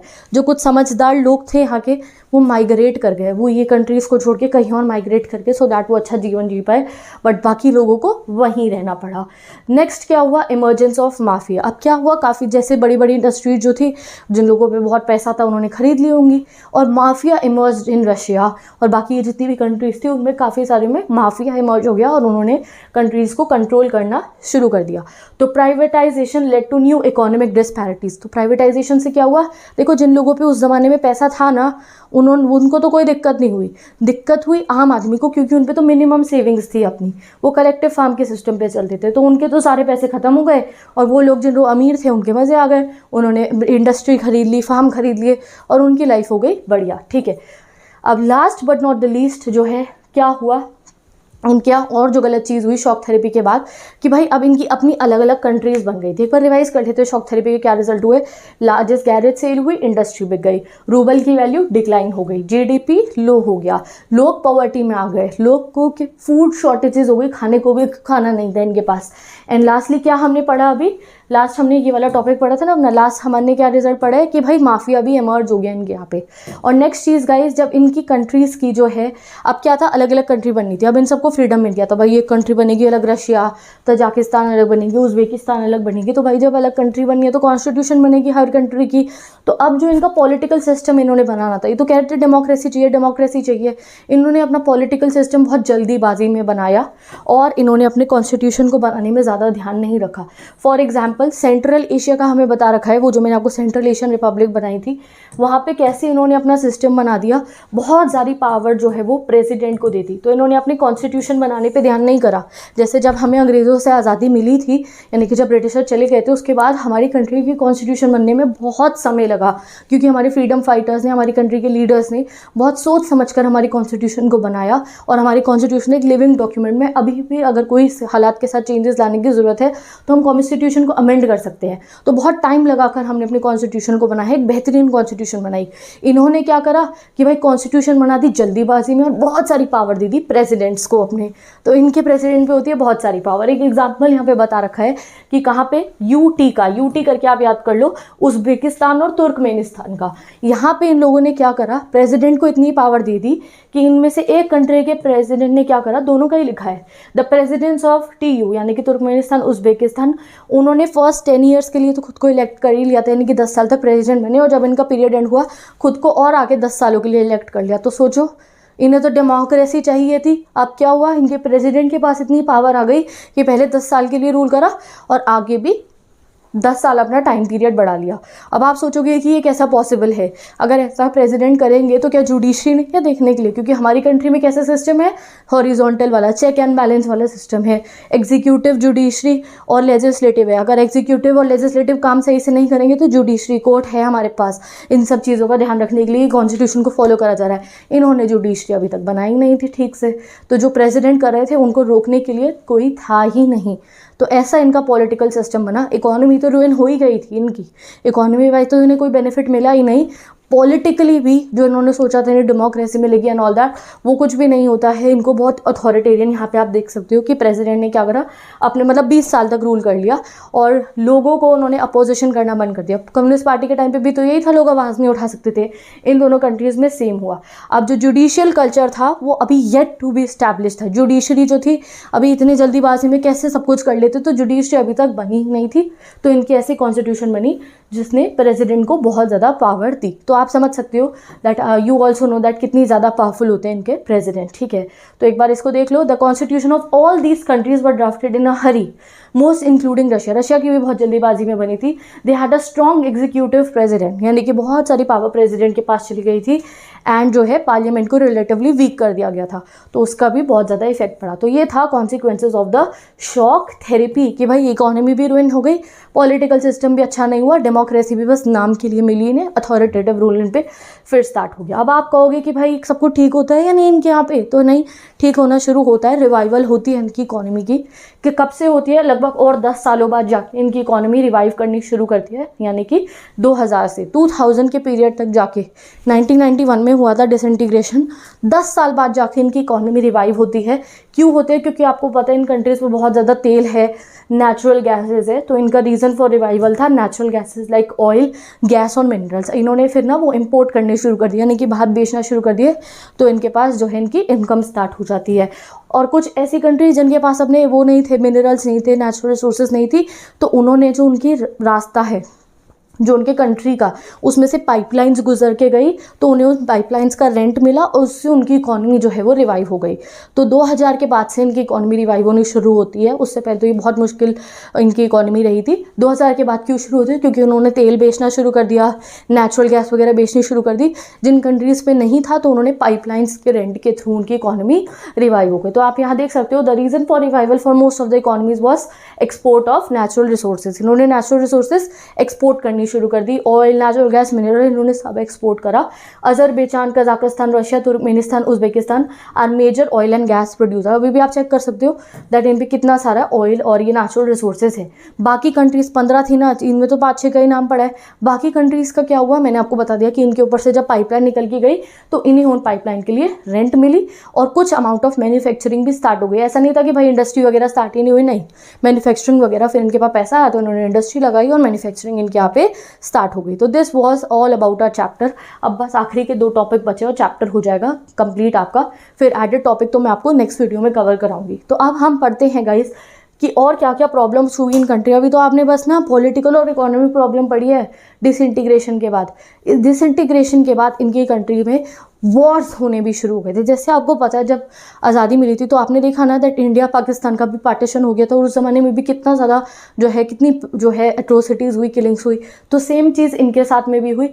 जैसे ही इनको जो है आज़ादी मिल गई सोवियत यूनियन से, ये लोग अलग अलग हो गए, तो अलग अलग जगहों पे अलग अलग वॉर होने शुरू हुए। जैसे बोला जाता है टेंशन्स एंड कॉन्फ्लिक्ट, यानी कि डिसइंटीग्रेशन होने के बाद इनके और क्या क्या टेंशन और कॉन्फ्लिक्ट हुए।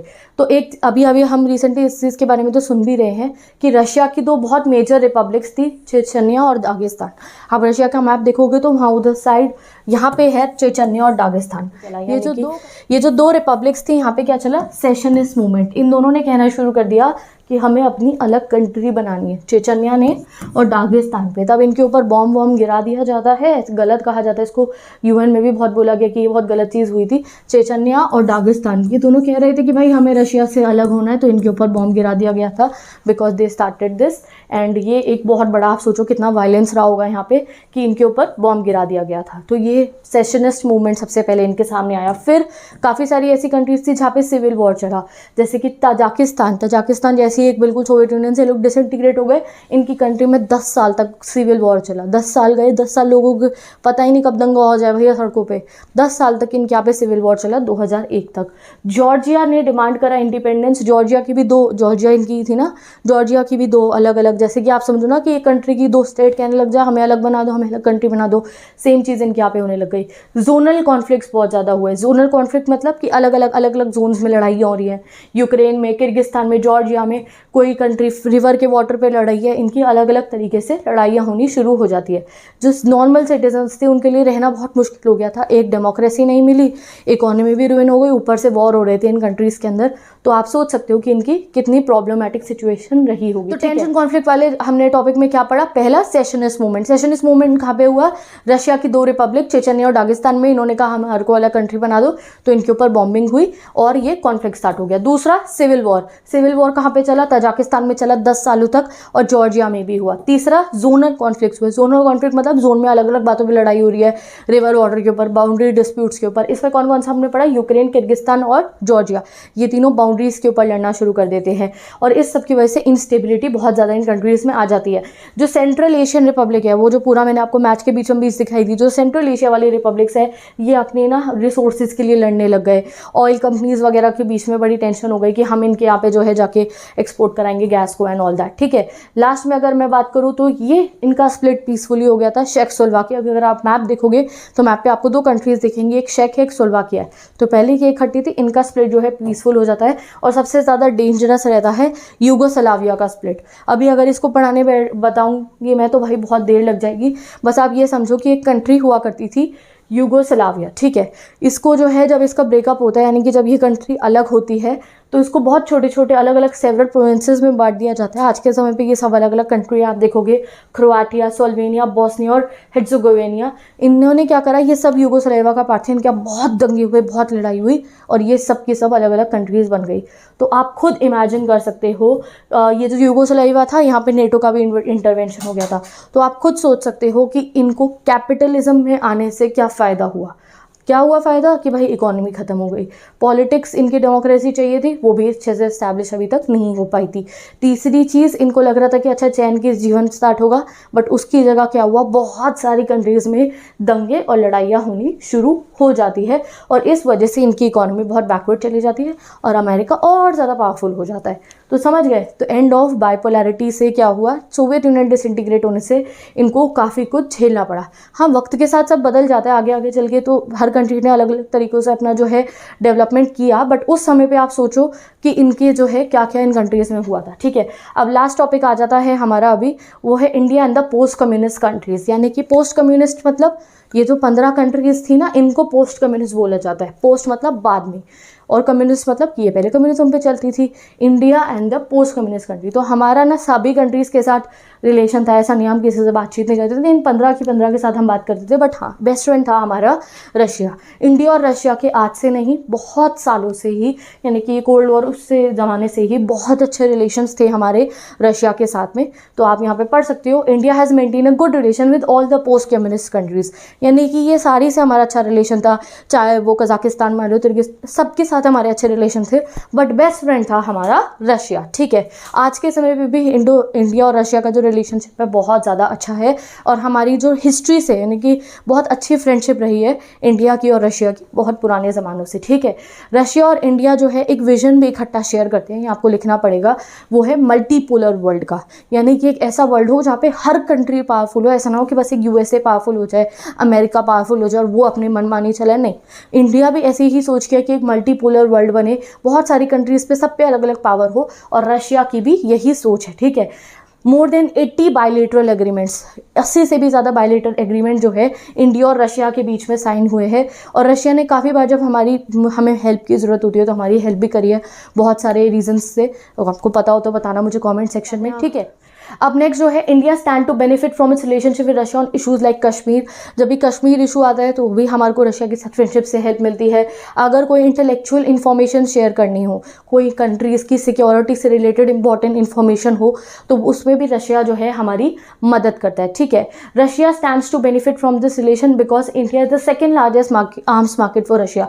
अब रशिया को हमारे से फ्रेंडशिप का क्या फ़ायदा मिलता है, क्योंकि हम रशिया की सेकेंड लार्जेस्ट आर्म्स मार्केट है, यानी कि सेकेंड नंबर पे हम सबसे ज़्यादा जो है ना एम्यूनेशंस, गोली बंदूक, मिलिट्री की जितनी भी चीज़ें हैं वो सब हम खरीदते हैं रशिया से सेकेंड नंबर पे। ठीक है, तो हम रशिया के लिए काफ़ी प्रॉफिटेबल है। ठीक है, India military gets most of its hardware from Russia. हमारी मिलिट्री का काफ़ी ज़्यादा हार्डवेयर रशिया से आता है एंड इंडिया बहुत सारा जो ऑयल है वो रशिया से इम्पोर्ट कराती है, तो हम उनके लिए इकोनॉमिकली भी बेनिफिशियल है और हमारे लिए भी रशिया बेनिफिट है। इनफैक्ट रशिया ने हमारी हेल्प करी थी हमारे न्यूक्लियर प्रोग्राम के दौरान, यानी कि जब हमारा न्यूक्लियर वेपन्स के लिए जो प्रोग्राम लॉन्च होना था ना, तब हमारे को ज़रूरत थी क्रायोजेनिक रॉकेट की, तो वो हमें उस समय पे रशिया ने दिया था। तो मतलब फ्रेंडशिप ऐसी तो होती है कि आप जो फ्रेंड मीट हो तो आप उसकी हेल्प करोगे, जब आपको जो है हेल्प करने की जरूरत है आपके फ्रेंड की, तब आप फ्रेंड की हेल्प करोगे। तो ऐसा ही रिलेशन इंडिया और रशिया का रहा है, हमने भी उनकी हेल्प करी है, उन्होंने भी हमारी हेल्प करी है वेन एवर नीडेड। ठीक है, काफ़ी बार ऐसा हुआ है।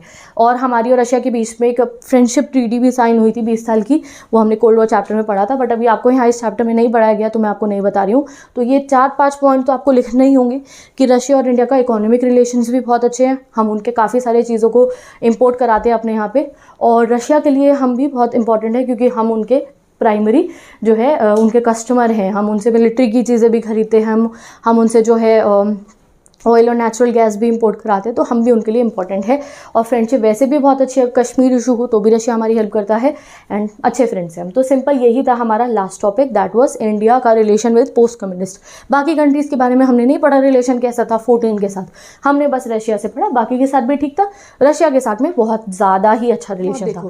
अब ये चैप्टर तो यहाँ पे एंड हो चुका है, बट अगर नोट्स चाहिए, इंपॉर्टेंट क्वेश्चन समरी देखनी है, तो सबके लिए मैंने डिस्क्रिप्शन बॉक्स में एक गाइड पेस्ट कर दी है, मेरी इंस्टाग्राम आईडी पे गाइड गिवन है, जाके आप वहाँ से पूरी की पूरी गाइड के हर चैप्टर का important question, short question, summary, notes given है, you can go and access. तो डिस्क्रिप्शन बॉक्स में पिन कमेंट में लिंक है, यू कैन गो एंड